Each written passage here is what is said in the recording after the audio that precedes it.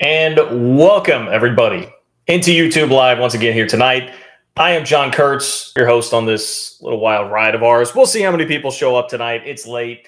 I know that it's late. I've got a busy week. I'm doing some baseball TV this weekend, so prepping for that, plus the regular day job, and trying to bring you YouTube content. It all makes for a pretty long day, but there was enough happening today that I wanted to make sure that I hopped on here. You guys, I'm sure some of you saw the video from earlier. I gave you my thoughts on Kirk Schultz, the article that came out about the Athletic, listing Kirk Schultz as an emerging candidate.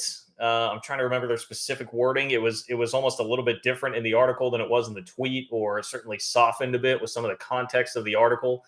But it is clear that Kirk Schultz has become a candidate that the media certainly fancies for the Big 12 commissioner job. And he used to be the president at K-State. So you guys know that I'm going to have plenty of thoughts on that. We can dive into it here in this video as well. Expand upon some of those thoughts. If you guys have questions, certainly you're more than welcome to shoot those to me. The biggest thing I wanted to talk about today was, man, for as much crap as I've given Oklahoma fans, right? And for as much as I've really ridden the Lincoln Riley narrative, it is, no matter what you say, a fascinating story. It's fascinating to see Oklahoma fans be knocked back on their heels by Lincoln Riley leaving them. Today was a W for Oklahoma fans. This was a W for Oklahoma fans, an L for Lincoln Riley. Look at this, into the camera, me, you, Oklahoma fans. I'm here to tell you today, you guys got the dub. And this is what Lincoln Riley looked like with that Players Tribune article that came out. I do not understand the point of it at all. If you're unfamiliar, the Players Tribune has been a place where a lot of obviously players, but athletes have gone to have stories kind of like ghost-written, co-written for them. LeBron, right? One of the times LeBron left, that was when he was going back to Cleveland. He released that information in a Players Tribune article. So it typically is like it'll be a big story, something big that's happening, an athlete wanting to get something like off their chest. And this time it was Lincoln Riley trying to explain, and I'm going to give you air quotes, explain his decision to go to USC from Oklahoma, because there really was no explanation offered. Really, all it did and accomplished, I think, is just show an admission of guilt from Lincoln Riley, and an admission that some of the negative press and like negative publicity, just general negativity about the move from Oklahoma fans has gotten to him, and he didn't actually really get very vulnerable with us. So I don't understand the point of it at all. So if you are an Oklahoma fan today, you do get to celebrate what I would consider to be a W with Lincoln releasing that piece. And, you know, in conjunction with another thing, I don't remember, did this happen since Sunday? The Colin Cowherd tweet, where Cowherd continues to be going with like low-hanging fruit, USC bandwagon fan guy, and really getting after Oklahoma, because he had another one of those tweets where I was just kind of like, okay, dude, like what are you doing, man? Anyway, I do want to get into all that. I want to cover some of that. It's going to be a light crowd here tonight. I can already tell just by the numbers, which is fine. We had a ton of you in here on Sunday. It was a really, really good chat. And for those of you that are watching after the fact, I will remind you, if you want to donate to the channel, you can do so by hitting me up on Venmo, John-Kurtz-4.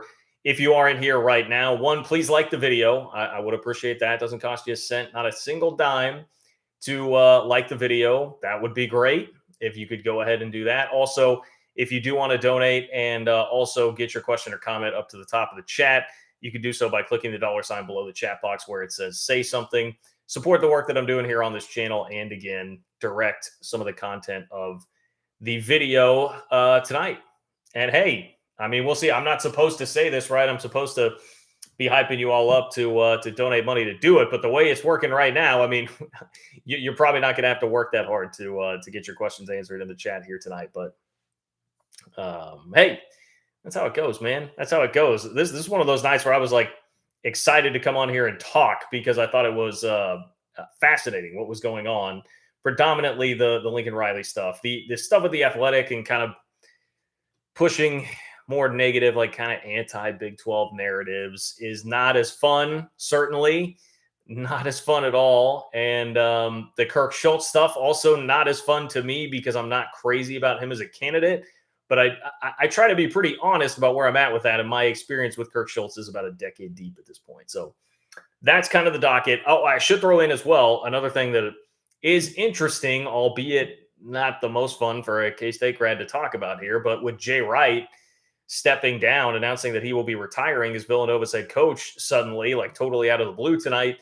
Bill Self and Rick Pitino are now the only two active head coaches in college basketball with multiple national championships. I mean, Bill Self very quickly with the retirement of Roy Williams, Mike Krzyzewski, and now Jay Wright has become like the unquestioned best coach that's left and active in college basketball. So for the Big 12, that has improved Kansas's profile. I don't think there's any doubt about that. So we can get into that as well.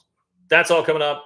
Pile in the chat. Let's have some fun. Those of you that are here, and let's do this thing, man. Wolf 58. It is good to see you, Wolf 58. First in here with a donation. Much appreciated. Wolf 58, as always, says, sorry, I've been absentee. Work schedule has changed. As always, sending some Big Ten love to you. Keep up the great work, John. Thank you, Wolf 58.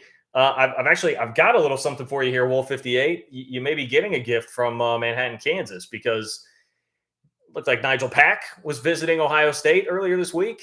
Nigel Pack, first team All Big 12 player for my Cats last year on a team that wasn't very good. But he is tremendous. If you guys can land him, man, you're getting one of the best shooters in the country and a very, very good basketball player. So I'd be excited about that if I were an Ohio State fan. I don't know how excited Ohio State fans generally are about basketball, but if you're somebody that cares about Ohio State basketball, Wolf 58, then I would pay attention to that. Keep tabs on Nigel Pack.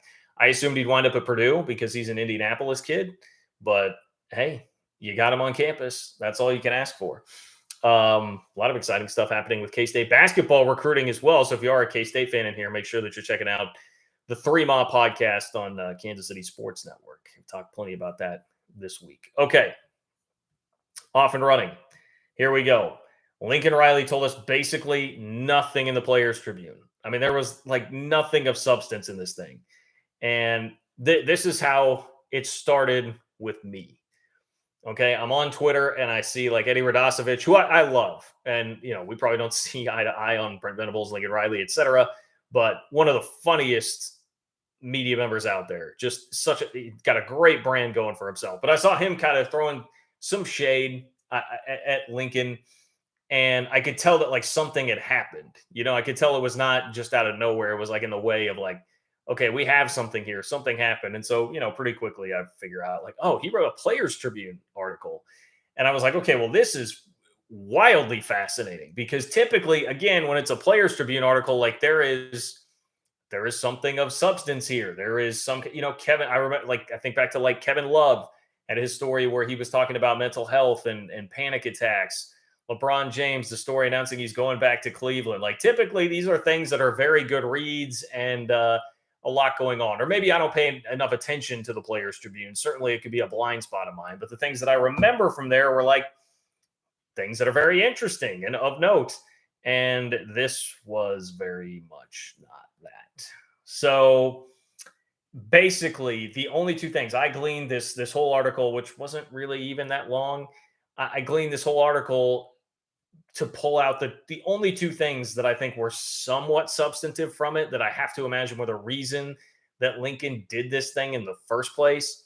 And I'm going to present those to you now because like literally the first half of it was just him listing off different moments, like big wins that he had at Oklahoma and what he remembered about them.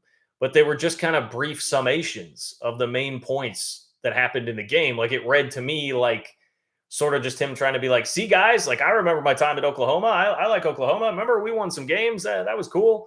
It was just like a desperate attempt to show that he still remembers what happened at OU. And then finally gets into, here's this part. I'll read you this passage. It says, since my move, many have asked me why I would leave Oklahoma. And the best and most honest answer is that the opportunity at USC was simply the right job at the right time for me and my family. We all have moments in life where we are faced with difficult choices, and this was the path my family and I chose. I don't expect everyone to understand. In my line of work, that's not possible. What did that tell us about why he actually left? The The opportunity at USC was simply the right job at the right time for me and my family. I mean, like, that was it. I didn't learn bleep from that, Lincoln. I don't expect everyone to understand in my line of work that's not possible. I just like if that is the message and that's all you're going to tell us, that's all you're going to let us in on. There was no need to go have this whole article written. Like there was no need for the drama, the dramatics of all of this. Like I just why?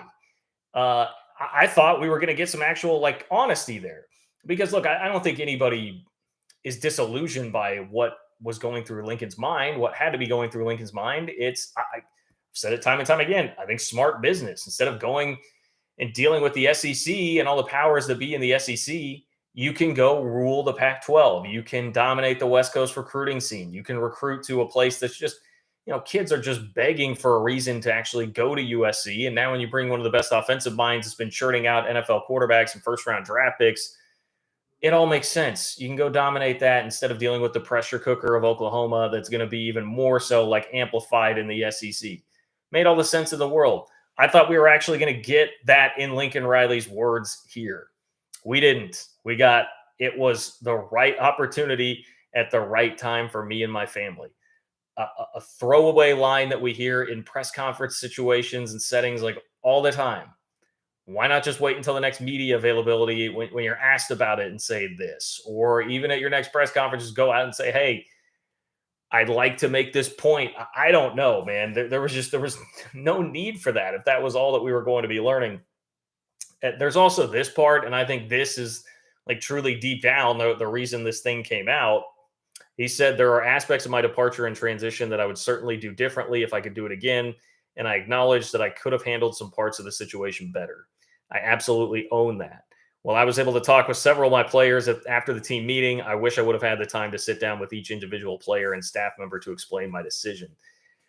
I mean, look, what coach, first of all, like what coach does that? What coach gets an opportunity to sit down with every player when they're leaving? That seems like an unrealistic ask that he has to know. No coach gets that opportunity. That doesn't exist. There are 150, if you're talking like walk-ons and support staff and all that. I mean, you're talking about upwards of like 200 guys that you would have to sit down and talk to. No one is going to have that opportunity. I don't. And why? Again, just why do we need an article for you to tell us that? It doesn't make any sense. It doesn't make any sense. I will agree with Chad a little bit here. OU fans are not even talking about Lincoln anymore. It does seem like some of that has died down. And then like this, I just got the feeling from like everybody when this came out, like just a sense of fatigue from everybody on this, like Lincoln Riley fatigue with the story. I think the last time I felt like the palpable, like Oklahoma still being there and hurt and worrying too much about this was the Oklahoma City TV guy within the last month tweeting the video of Brent Venables working with linebackers and like, hey, the shade, like, hey, here's our coach actually working with linebackers, actually working with the defense. That still reeked to me of the jealousy and the hurt that Lincoln Riley caused. I did not really get that reaction here from Oklahoma fans. And it just seemed like this felt kind of flat, like fell flat all the way around. And to me, that's sort of the point. And the interesting part about it, for me, like why do this? I think it was like we're so far. That is a piece of this too. We're so far beyond when it actually happened. That was so long ago. Why now? Why choose now to come and drum all this back up? And it just, to me, has to be like Lincoln had to be sitting there thinking like, man, I feel bad. I feel guilty. I need to do something. But this wasn't something that accomplished anything other than just one, letting us know that you are vulnerable, that you are feeling the ramifications of your decision, that some of the negativity has gotten to you. And you typically, I mean, I don't think it's a good thing to acknowledge that. You're typically not going to want to acknowledge that unless if the idea is you're going to acknowledge some of this guilt and that you could have handled things better and that you don't love how you are thought of in Norman, Oklahoma now, like then at least be honest. Like be honest and give us something. Be vulnerable. I guess be vulnerable is the better term there because it's not necessarily that all of this was dishonest, but it's just not actually letting us in on anything.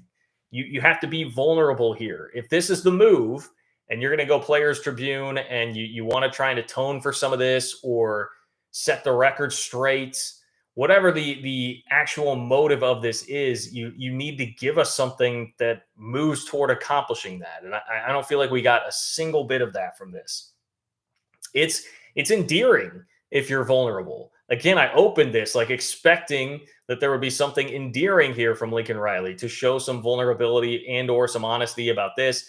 Maybe there was a rift with the decision makers. I mean, hell, we didn't even get any insight into like timeline really here. He did continue to kind of roll with that story, like, oh, it happened really fast. And I know Oklahoma fans have a lot of conspiratorial views of just how long this has been in the works and all of those things. A trip to California during the bye week. I've heard all that stuff.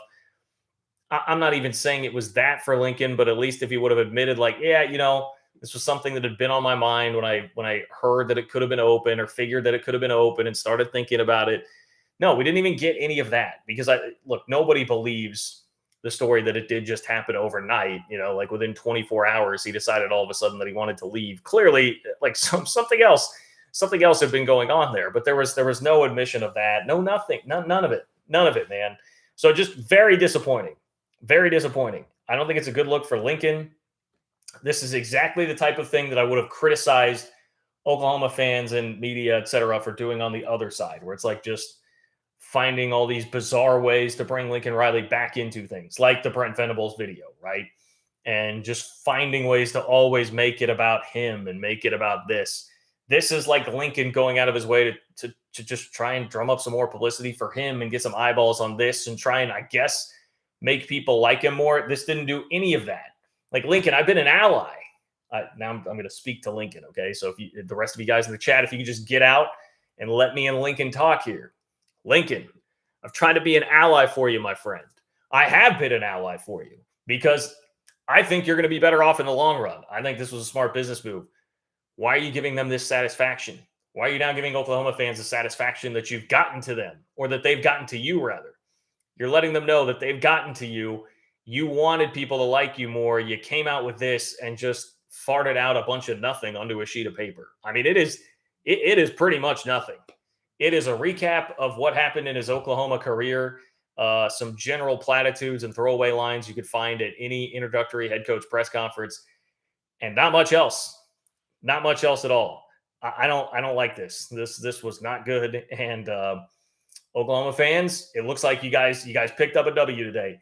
I'll even say you picked up a couple of them this week, because Colin Cowherd had a tweet earlier this week that was it was just low-hanging fruit, man, just fairly lowbrow, I would say, from Colin, who has taken my example and followed through with it like times 1,000 to be like Lincoln Riley ally and kind of fanboy, but like he's taken the fanboy thing to a whole different level because look, Colin is out on the West Coast now. I think he desperately would like USC to be interesting, to have something right in his backyard there, or a reason to talk about college football. And frankly, like USC being good is good for the game of college football in general.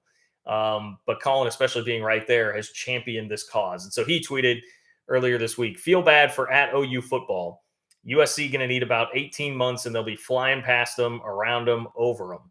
This recruiting class will be otherworldly. Best offensive head coach in college with these weapons. Can't quit smiling. And again, like my response to Colin would be like, dude, it was 1:58 on April 19th. You've had plenty of time to fire off these tweets and have, by the way, fired off plenty of these tweets, many of which were very funny. I mean, the one about like, oh God, it was when Caleb Williams did Good Morning America, right? And he tweeted if he had stayed in Norman, Oklahoma, he'd be doing like Slappy and Joe in the morning or something. I mean, he made some joke like that. That's pretty funny. And I always say this about like fans in the stands. If you're going to taunt, if you're going to yell at a team, if you're going to bring in a sign, make it clever. Like it can't just be, I mean, like K-State fans, we get out there and chant bleep KU. Be clever. Like we don't just be vulgar, be clever. You need to be clever. Okay. And this was not clever. The previous version was clever. This was just like some lowbrow shot, like designed to generate engagement and interaction and all of those things everybody talks about on social media, which, in general, mission accomplished, I suppose, for Colin for the most part with that. But like, What is the point of this? Colin is excellent at what he does. There will be people out there that disagree, but as somebody who knows more than the average Joe about the sports radio game, having hosted a sports radio show for the better part of a decade, I mean, Colin's excellent at what he does. He's better than that. Like, he's better than that.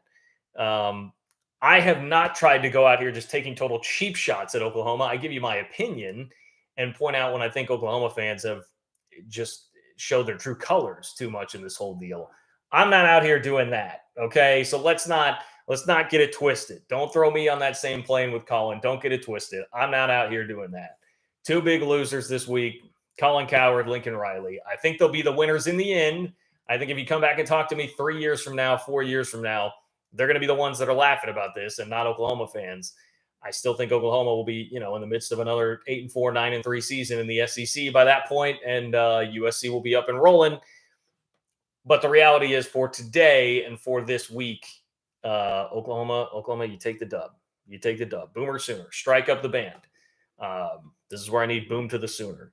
You can start playing Boomer Sooner. They play it after a 2-yard gain. Sometimes even after like a 1-yard loss for Oklahoma. So I'm sure they're playing it in Norman this week. All right, Robert. Robert, thank you for the donation. And for those of you that are here, because we do have considerably more here now than when we started, if you want to get your question or comment up to my eyeballs first in this chat, you can click the $ below the chat box where it says say something to donate. Get your question or comment in there. Plus, you're supporting what I do here, bringing you Big 12 content week in and week out. So Robert says, REKU, been busy, and this is 2 weeks late, but got to ask, did you hold your K-State nose and root for KU to beat North Carolina? Chat, you want to answer that? Anybody who's been around here want to answer that? No, I was not rooting for North Carolina. Shockingly, I was not rooting for North Carolina. I can't do it, man. It would be a little bit easier for me if I were not living in Kansas City. But living in Kansas City, you're around it. You're constantly inundated by it. Kansas is effectively the NBA team of Kansas City. Lots of bandwagon fans around here who don't have an actual affiliation to the school. But that's what happens when you're good and you are relatively close. So, I understand why it happens. But no, there's just too much around here that is hard to deal with. But I try to be fair, at least here, especially on the channel, when I'm talking about this. And that does dovetail, Robert, into one of the stories of the day today, which is that Jay Wright, just out of nowhere, decided to retire. So Jay Wright out at Villanova, another coach who had won multiple national titles, just like Self. And now all of a sudden, Coach K gone, Jay Wright gone, Roy Williams a year ago gone. Those were three of the coaches that you would have said would lead the shortlist in college hoops, right, for the best coaches in the game. And now all three of them are gone, and Self and Rick Pitino are the only active coaches with multiple national titles. And we know what the deal is with Pitino. He is not on the same playing field right now as Self. So Self, all of a sudden, very quickly here in the span of a year, went from a guy with one national title who had a reputation as being kind of an underachiever in the tournament, rightly or wrongly. I think sometimes, honestly, wrongly. He got hit too much for that narrative. He had this narrative of being a guy who chokes in the tournament too much and only had one national title. Now he's got multiple national titles, won with a team that was not anywhere near his best team that he's had at Kansas. And the other GOATs, so to speak, of the game have gotten out of the way. So, spotlight's on him. He's red hot right now with the title in his back pocket, and now becomes the most accomplished coach that's out there in college hoops. So that's good for him. And I mean, it's good for the league. It's certainly good for the Big 12. This is a Big 12 channel, Big 12 content. If we're going to center the conversation around the league, that is a good thing. You've got Scott Drew out there, national champion a couple of years ago. You've got Texas Tech, a program that played for a national championship 3 tournaments ago. The head coach of Texas Tech from that game still currently coaches in the league at Texas. And now Bill Self is declaratively, I think, the most accomplished coach out there in college basketball right now. So it's a pretty crazy landscape right now, Big 12 hoops anyway. And then you're going to be throwing in Houston into the mix, like Kelvin Sampson, bringing in Sampson and the unbelievable consistency and winning at a high level that he's brought into Houston. So we could, if we get that overlap period of a year or two, I mean, that basketball conference is going to be just a beast. I mean, an absolute beast for people to deal with. That will be crazy. Now, the one thing that can change some of this, will any of that perception change? Will anything actually change in terms of the way people view him if something comes down from the NCAA on Self? And that's where I see Cinnamonson 06, when will Bill Self be indicted? Well, the NCAA, I think, will still do something at some point, and everything out of Lawrence has seemed to indicate that it would involve Self sitting out a tournament himself, but probably the team not doing so, at least for a year, maybe two. For Self, I don't think anything like that would. I think the problem is now, problem being, as a K-State fan, the problem, right? If you're hoping for something negative to happen, at least in terms of people's perception here, like NIL has changed the game. Everyone now sees how much money is flying around, and just I don't think nobody cares anymore, really, about the violations. Not that people cared a ton anyway, because banners fly forever, and that's always been my stance. Like, okay, if you get hit with some sanctions on the back end, whatever, banners fly forever. People remember the titles. People remember how good you actually were when you were out there on the court. So I don't think it was, long story short, I think Self will be fine in terms of perception, especially now that the game has really changed with NIL. Now, that doesn't mean that you shouldn't be punished for it, because when all that was still going on, everybody else theoretically is still playing by the rules, right? Abiding by the rules, and rules were broken. You should be punished. Oklahoma State has been harshly punished for one level 1 violation. Kansas had 5. I still think there should be punishment doled out there, but I don't think it's really going to hurt that much in terms of the perception. I think it would take something pretty major for that to really shake things up. Like if he gets some sort of a show cause, if Kansas gets a multi-year tournament ban, something like that. But I don't see that happening. I don't imagine that happening. And at least for right now, I mean, we're in a period where right now, I mean, self is the cock of the walk. And I don't think you can take that away from him now. So, hey, big day for Kansas and Big 12 hoops. Huzzah. Here we go. Okay. I've got one last thing on the docket here to talk about with you. Probably be a little bit shorter today. It is late. I appreciate all of you hanging out with the chat, getting much more lively here later on into the night. But if you want to make sure that your question or comment gets in and I discuss your topic here on the show tonight, you've got probably another like 10 minutes or so, but you can do so by clicking the $ below the chat box where it says say something. You donate, support what I'm doing here on this channel, bringing you Big 12 content, and supersede everything else in the chat. Get your question or comment up there to the top. So last topic here. If you guys watched my video from earlier today about Kirk Schultz, you already know some of this and some of where this is going to go, but he is somebody that the Athletic has really championed now as a candidate for the Big 12 commissioner job with Bob Bowlesby out. I need no refresher on Schultz. He was the president at K-State in that early like 2010s area. And it was not, to be honest, like he was not a guy that I remember very fondly.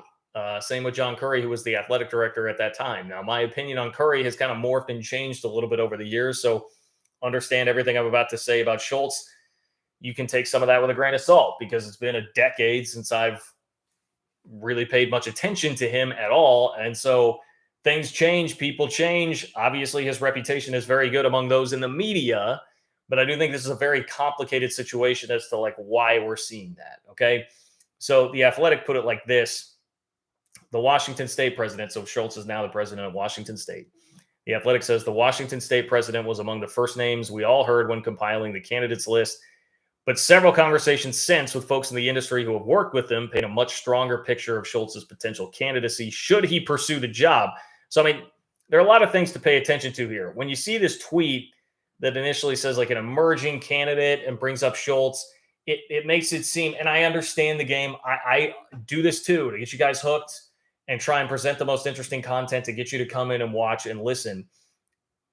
But this is why you have to be careful and pay more attention once you're actually into the thing here. Potential candidacy, should he pursue the job? External sources, like industry sources was another term that was used as opposed to Big 12 sources here. So none of this seems to be really coming from the inside necessarily. Maybe some of that is, and the Athletic is just not outright supporting it. Maybe some of it is just on background. Maybe some of it is not on the record. Like, I don't know. I don't have the big J in front of my journo from my career. I was not a big J journo, so I don't know. But we have not seen anything like officially saying that it's from people within the Big 12. Typically, like Max Olson, this was not an article by him, by the way. Notably, I would say Max Olson would typically cite like Big 12 sources. We're not getting that here. So potential candidacy, should he pursue the job? I think that's key to remember.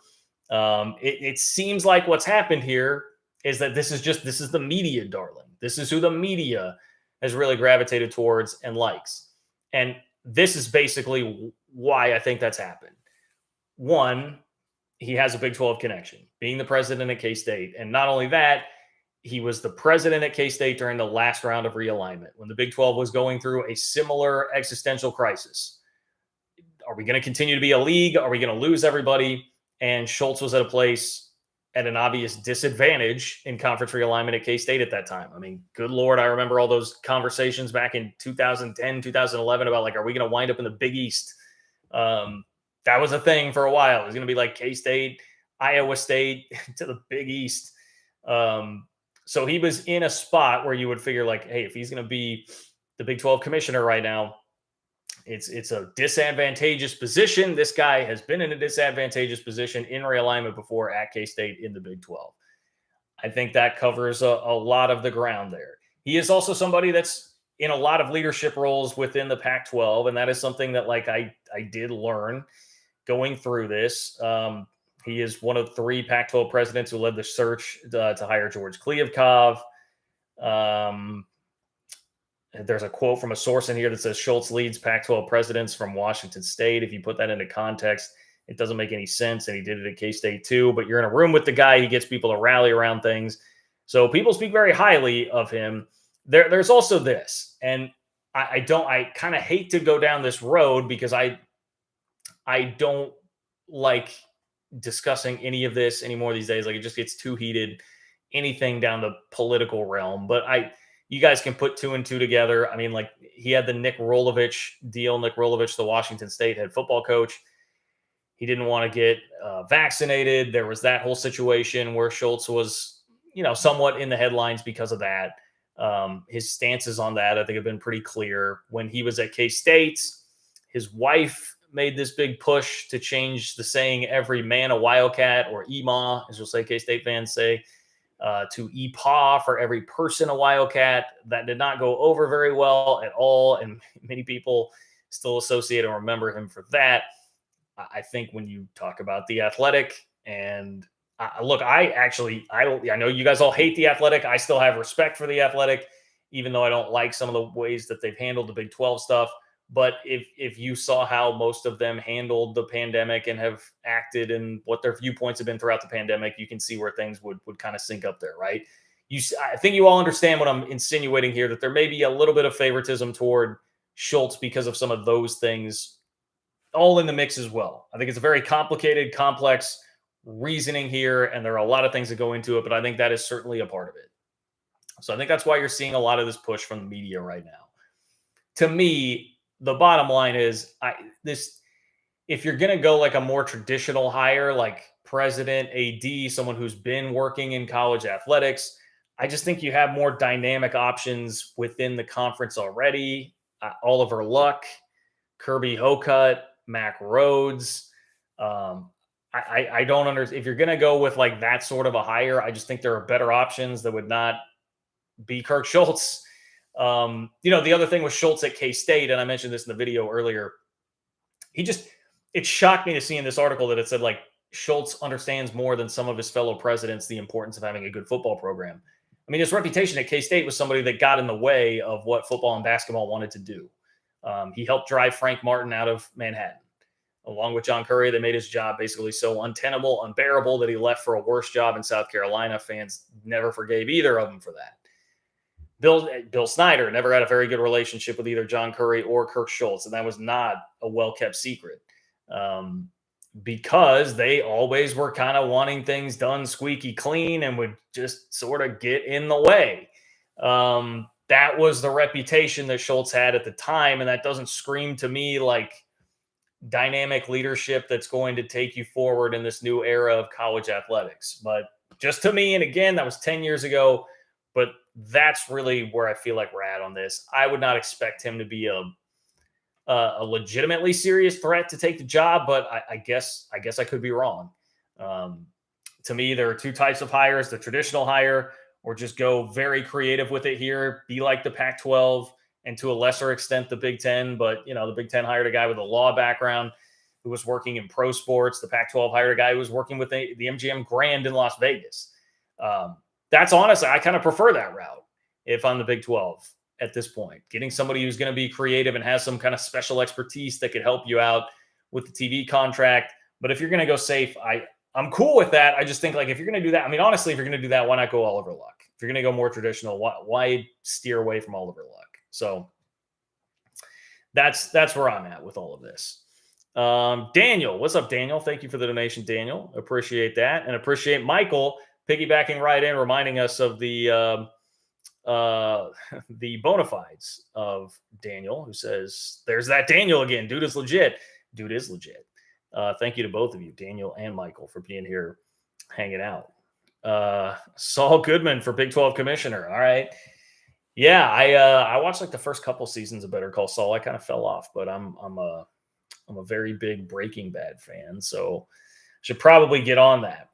The last piece here, and again, you got about 5 minutes before I hop off tonight. Gonna hop off a little bit early, but if you want to donate, click the $sign below the chat box where it says "Say Something" to get your question or comment up there. I just saw Joel Klatt for Big 12 commissioner from Scott. I like that, Scott. I like that, Joel Klatt. Joel Klatt's a dude, and he knows what he's talking about. I really respect that man's opinion more than almost anybody in college football, and enjoy his broadcasts immensely. I think he's an excellent, excellent color commentator. But the thing about this that has been very frustrating with The Athletic, going back to Stuart Mandel's piece about the TV numbers, that was a little bit misleading. And even when called out and when Mandel kind of admitted, like, yeah, this context actually does change things. It's not as bad for these other Big 12 schools as this article initially made it seem. It still stayed as a pinned tweet for a while. The damage was already done because so many people had seen it. That's how these things work. Same type of narrative being pushed from The Athletic here with this story that included all the Kirk Schultz info, because it says there remains a reasonable debate to be had over how good of a job the Big 12 commissioner opening is. Quote, "I don't see a high-level AD wanting to attack what's about to happen to the Big 12 right now," one industry source observed. Well, that quote was included in the tweet, which that's what everybody sees. No one clicks the article. No one actually reads it. You just see the headline, you take off, you form narratives, you do that. No one's reading all the way through here. They're just seeing that quote. And so, again, it's another like negative Big 12. Like, one industry source says, "Oh, I don't know if I'd want to take that job." Well, I don't. How good is this industry source? Like, I would love to know who it is. I would love to know how plugged in they actually are. The Big 12 is in so much better position than it was back in July, and that feels like a quote that would have come out in July, whereas now there's some steadier footing here. I'm not saying it's all roses. I'm not even saying, look, I raised the question when Bowlesby first made this announcement on this channel. I raised the question, like, how good of a job actually is it? Somebody brought up Jack Swarbrick at Notre Dame, and I was like, are you leaving Notre Dame to take the Big 12 commissioner job? I don't know that you are. So I understand that talking point, but when you layer it in this quote, like, I don't see a high-level AD wanting to attack what's about to happen to the Big 12 right now, and you lay that out there in the tweet and the public part for everybody to see, it does rub me the wrong way. It feels like still trying to shape that narrative that the Big 12 is this woebegone group of forgotten souls that is totally screwed. And it just, like, would you rather be the Pac-12 commissioner right now? Would you rather be George Kliavkov with the alliance like falling apart and you resting like your entire hopes and dreams on Lincoln Riley succeeding at Would you rather be Jim Phillips in the ACC right now? I mean, That to me is the worst situation. The ACC stuck with this ancient TV contract that has them making low to mid 30s per school in TV revenue, which is going to be like tripled up by the SEC and Big Ten by the end of that contract, like 15 years from now. That is a huge problem. It's a massive problem. And I still will continue to say, I watch what happens to Clemson now that they're replacing 2 coordinators and their athletic director this year after all the stability that they've had there forever. And the ACC is so reliant on them. So the frustrating part here is it comes out again like the Big 12 is the one that gets thrown out like, oh, look at that. How about this situation? It's so tough. Here's a quote from an industry source that says this is so tough. Would anybody want this job? Can we get the same piece on the Pac-12? Can we get the same piece on the ACC? It's just the Big 12 has been stuck in this cycle for so long, and it's not going away, and none of this from the Athletic really helped at all. So a little bit frustrating there for me to see that, but hey, I digress. I think I'm going to hop off, guys. It's late. Thanks for hanging out, those of you that did. I had to get that off my chest. Thought it was an entertaining day in the Big 12, starting with the Lincoln Riley piece. And I had to say my piece about it. So I did. If, again, you are watching this taped, you can donate by hitting me up on Venmo, John-Kurtz-4. You can follow me on Twitter at JLKurtz if you want my thoughts up to the minute. If you didn't check out that video on Kirk Schultz, you can get a little more detail on my thoughts on him as a candidate for the Big 12 commissioner job. It was posted earlier today here on the channel. Spread the word to your friends, Facebook groups, message boards, wherever it is that you know Big 12 fans that might be interested in this channel. Please let them know about it. Spread the word, and let's continue to grow this thing. I will talk to you guys soon. Have a great rest of your week.